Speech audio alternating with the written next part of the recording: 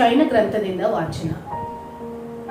ಅಧ್ಯಾಯ 26, ವಚನಗಳು 7-9, 12, 16-19 ತನಕ.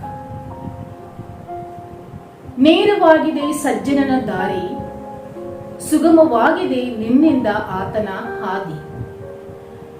ನಡೆವೆವು ನಾವು ಸರ್ವೇಶ್ವರ ನಿನ್ನ ನೀತಿ ಮಾರ್ಗದೊಳು, ಕಾದಿರುವೆವು ನಿನಗಾಗಿ ಭರವಸೆ ಇಟ್ಟು ನಿನ್ನೊಳು. ನಿನ್ನ ನಾಮ ಸ್ಮರಣೆಯ ಬಯಕೆ ನಮ್ಮ ಅಂತರಾತ್ಮದೊಳು, ಹಾರೈಸಿದ ಎನ್ನಾತ್ಮ ನಿನ್ನನ್ನು ಇರುಳೊಳು. ಅರಸಿತೆನ್ನ ಮನ ನಿನ್ನನ್ನು ಮುಂಜಾನೆಯೊಳು. ನೀನಿಯುವಾಗ ಜಗಕ್ಕೆ ನ್ಯಾಯ ತೀರ್ಪನ್ನು, ಕಲಿತುಕೊಳ್ಳುವರು ಭೂನಿವಾಸಿಗಳು ನ್ಯಾಯ ನೀತಿಯನ್ನು. ಸರ್ವೇಶ್ವರ ನೀಡೆಮಗೆ ಶಾಂತಿ ಸಮಾಧಾನ, ನಮ್ಮ ಸತ್ಕಾರ್ಯಗಳೆಲ್ಲವೂ ನಿನ್ನ ಕೃಪಾ ಸಾಧನ. ನಿನ್ನಾಶ್ರಯ ಕೋರಿದರು ಸರ್ವೇಶ್ವರ, ಜನ ಇಕ್ಕಟ್ಟಿಗೆ ಸಿಕ್ಕಿದಾಗ, ಪ್ರಾರ್ಥನೆ ಗೈದರವರು ನಿನ್ನ ಶಿಕ್ಷೆಗೆ ಗುರಿಯಾದಾಗ. ಹೆರಿಗೆ ಹತ್ತಿರವಾದ ಗರ್ಭಿಣಿ ಚೀರುವಂತೆ, ಯಾತನೆ ಪಡುವ ಬೇನೆಯಿಂದಾಕೆ ಅರಚುವಂತೆ ಮಾಡಿರುವೆ ಸರ್ವೇಶ್ವರ, ನಿನಗಾಗಿ ನಾವು ಮೊರೆ ಇಡುವಂತೆ.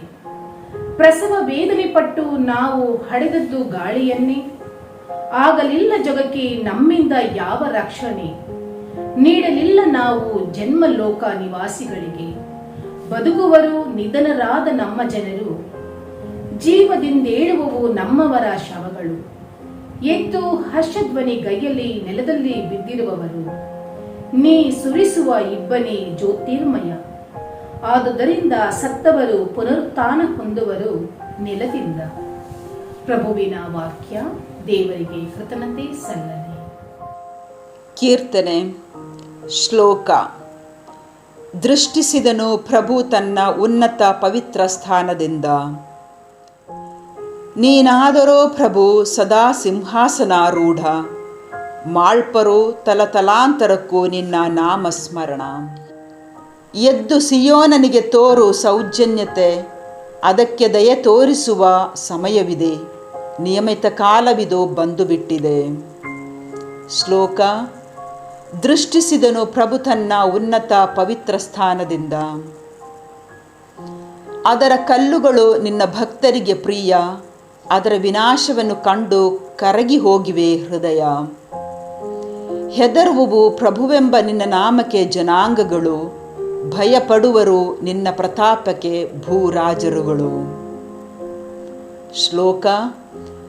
ದೃಷ್ಟಿಸಿದನು ಪ್ರಭು ತನ್ನ ಉನ್ನತ ಪವಿತ್ರ ಸ್ಥಾನದಿಂದ. ಏಕೆನೆ ಪುನರುದ್ಧರಿಸುವನು ಸಿಯೋನನು, ಪ್ರತ್ಯಕ್ಷ ಮಾಡುವನಾತ ತನ್ನ ಮಹಿಮೆಯನು. ತಿರಸ್ಕರಿಸನಾತ ನಿರ್ಗತಿಕರ ಮೊರೆಯನು, ನೆರವೇರಿಸದೆ ಬಿಡನು ಅವರ ಕೋರಿಕೆಯನು. ಶ್ಲೋಕ.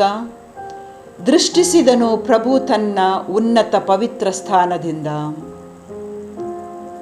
ಮುಂದಣ ಸಂತತಿಗಿದು ಶಾಸನವಾಗಿರಲಿ, ಮುಂದೆ ಹುಟ್ಟುವ ಪ್ರಜೆ ಪ್ರಭುವನ್ನು ಹೊಗಳಲಿ.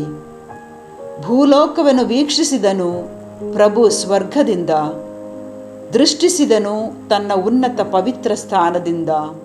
ಆಲಿಸಿದನಾತನು ಬಂಧಿತರ ಗೋಳಾಟವನು, ಬಿಡಿಸಿಹನು ಮರಣ ತೀರ್ಪಿಗೆ ಗುರಿಯಾದವರನು. ಶ್ಲೋಕ. ದೃಷ್ಟಿಸಿದನು ಪ್ರಭು ತನ್ನ ಉನ್ನತ ಪವಿತ್ರ ಸ್ಥಾನದಿಂದ. ಘೋಷಣೆ.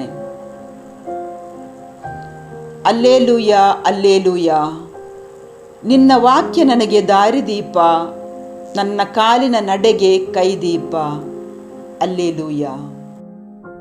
ಮತ್ತಾಯನು ಬರೆದ ಪವಿತ್ರ ಶುಭ ಸಂದೇಶದಿಂದ ವಾಚನ.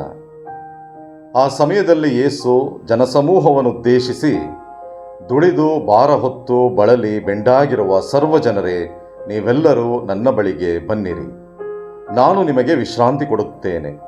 ನಾನು ವಿನಯಶೀಲನು ದೀನ ಹೃದಯನು, ನನ್ನ ನೊಗಕ್ಕೆ ಹೆಗಲು ಕೊಟ್ಟು ನನ್ನಿಂದ ಕಲಿತುಕೊಳ್ಳಿ, ಆಗ ನಿಮಗೆ ವಿಶ್ರಾಂತಿ ಸಿಗುವುದು.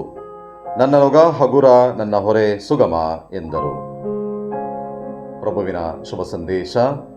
ಕ್ರಿಸ್ತರೇ, ನಿಮಗೆ ಸ್ತುತಿ ಸಲ್ಲಲಿ. ಪ್ರಿಯ ಸಹೋದರ ಸಹೋದರಿಯರೇ, ಭಕ್ತರು ದೇವಾಲಯಕ್ಕೆ ಬರುವುದು ದೇವರನ್ನು ದರ್ಶಿಸುವುದಕ್ಕಷ್ಟೇ ಆಗಬಾರದು. ದೇವರನ್ನು ಪ್ರೀತಿಸಲು, ದೇವರ ಹೆಸರಲ್ಲಿ ಸೇವೆ ಮಾಡಲು ಬರಬೇಕು. ಈ ಭಾಗ್ಯ ಎಲ್ಲರಿಗೂ ಸಿಗುವುದಿಲ್ಲವೇನೋ. ದೇವರನ್ನು ಹುಡುಕುವವರಿಗೆ ಮಾತ್ರ ಸಿಗುತ್ತದೆ. ಭಾರ ಹೊತ್ತವರು, ಹೊರೆ ಹೊತ್ತವರನ್ನು ದೇವರು ಕರೆಯುತ್ತಾರೆ. ಕೇವಲ ಆರಾಧನೆ ಮಾಡುವುದಕ್ಕಷ್ಟೇ ಅಲ್ಲ, ದೇವರ ಪ್ರೀತಿಯಲ್ಲಿ ತಮ್ಮ ಹೊರೆಯನ್ನು ಹಗುರ ಮಾಡಿಕೊಂಡು ಇತರರ ಹೊರೆಯನ್ನು ಹಗುರ ಮಾಡಲು. ಯೇಸುವಿನ ಪ್ರೀತಿಯನ್ನು, ಆತನ ಕ್ಷಮೆ ಮತ್ತು ಆಪ್ತತೆಯನ್ನು ಖಲೀಲ್ ಗಿಬ್ರಾನ್ ಎಂಬ ವ್ಯಕ್ತಿ ಹೃದಯ ಸ್ಪರ್ಶಿ ಮಾತುಗಳಲ್ಲಿ ಹೇಳುತ್ತಾನೆ. ನನ್ನ ಅಕ್ಕರೆಯ ಪ್ರಭು ತೀರಿಕೊಂಡಾಗ ಇಡೀ ಮನುಷ್ಯ ಕುಲವೇ ಸತ್ತು ಹೋಯಿತು. ಎಲ್ಲೆಡೆ ಮಂಕು ಕವಿದು ಎಲ್ಲಾ ವಸ್ತುಗಳು ನಿಶ್ಚೇತಗೊಂಡವು. ಪೂರ್ವದಲ್ಲಿ ಕತ್ತಲು ಆವರಿಸಿತು. ಅದರೊಳಗಿನಿಂದ ಒಂದು ಚಂಡಮಾರುತ ಎದ್ದು ಇಡೀ ಭೂಮಿಯನ್ನೇ ಕೊಚ್ಚಿಕೊಂಡು ಹೋಯಿತು. ಬಾನಿನ ಕಣ್ಣುಗಳು ತೆರೆದು ಮುಚ್ಚಿಕೊಂಡವು. ಭೋರ್ಗರೆಯುವ ಮಳೆ ಸುರಿದು ಆತನ ಕೈಗಳಿಂದ ಪಾದಗಳಿಂದ ಹರಿದ ರಕ್ತವನ್ನೆಲ್ಲ ತೊಳೆದು ಹೋಯಿತು. ನಾನೂ ಸತ್ತು ಹೋದೆ. ಆದರೆ ನನ್ನ ಮರೆವಿನ ಆಳದಲ್ಲಿ ಆತ ಹೇಳಿದ್ದನ್ನು ಕೇಳಿಸಿಕೊಂಡೆ. ತಂದೆಯೇ, ಅವರನ್ನು ಕ್ಷಮಿಸು, ಅವರೇನು ಮಾಡಿದರೆಂದು ಅವರಿಗೇ ತಿಳಿಯದು. ಆತನ ಸ್ವರ ಮುಳುಗಿ ಹೋಗಿದ್ದ ನನ್ನ ಆತ್ಮವನ್ನು ಹುಡುಕಿಕೊಂಡು ಬಂತು. ನಾನು ತೀರಕ್ಕೆ ಕರೆಯಲ್ಪಟ್ಟಿದ್ದೆ. ನಾನು ಕಣ್ಣು ತೆರೆದಾಗ ಮೋಡಗಳಲ್ಲಿ ನೇತಾಡುತ್ತಿದ್ದ ಆತನ ಬಿಳಿಯ ದೇಹವನ್ನು ಕಂಡೆ. ಆತ ಹೇಳಿದ ಮಾತುಗಳು ನನ್ನೊಳಗೆ ಒಂದು ಒಳರೂಪ ತಳೆದು ನಾನು ಮತ್ತೆ ಹೊಸ ಮನುಷ್ಯನಾಗಿ ಎದ್ದು ಬಂದೆ. ಅಲ್ಲಿಂದ ಮುಂದೆ ನಾನು ದುಃಖಿಸಲೇ ಇಲ್ಲ. ಒಂದು ಸಮುದ್ರ ತನ್ನ ಮುಖದ ತೆರೆಯನ್ನು ಸರಿಸಿ ಉಬ್ಬಿದಾಗ ಒಂದು ಬೆಟ್ಟ ಸೂರ್ಯನನ್ನು ನೋಡಿ ನಕ್ಕರೆ ಯಾರು ಅಳುತ್ತಾರೆ? ಒಬ್ಬ ಮನುಷ್ಯನ ಹೃದಯ ತಿವಿಯಲಾಗಿದ್ದರೂ ಸಹ ಆತನ ಹೃದಯದಲ್ಲಿ ಇಷ್ಟೆಲ್ಲ ಹೇಳಬೇಕು ಎಂಬ ಬಯಕೆ ಇತ್ತೆ. ಮನುಷ್ಯ ಯಾವ ನ್ಯಾಯಾಧಿಪತಿ ಇತರ ನ್ಯಾಯಾಧಿಪತಿಗಳನ್ನು ಬಿಡುಗಡೆ ಮಾಡಿದ್ದಾನೆ? ಯಾವ ಪ್ರೀತಿ ತನ್ನಲ್ಲೇ ಇರುವ ಶಕ್ತಿಗಿಂತ ಹೆಚ್ಚಿನ ಶಕ್ತಿಯಿಂದ ದ್ವೇಷವನ್ನು ಎದುರಿಸಿದೆ?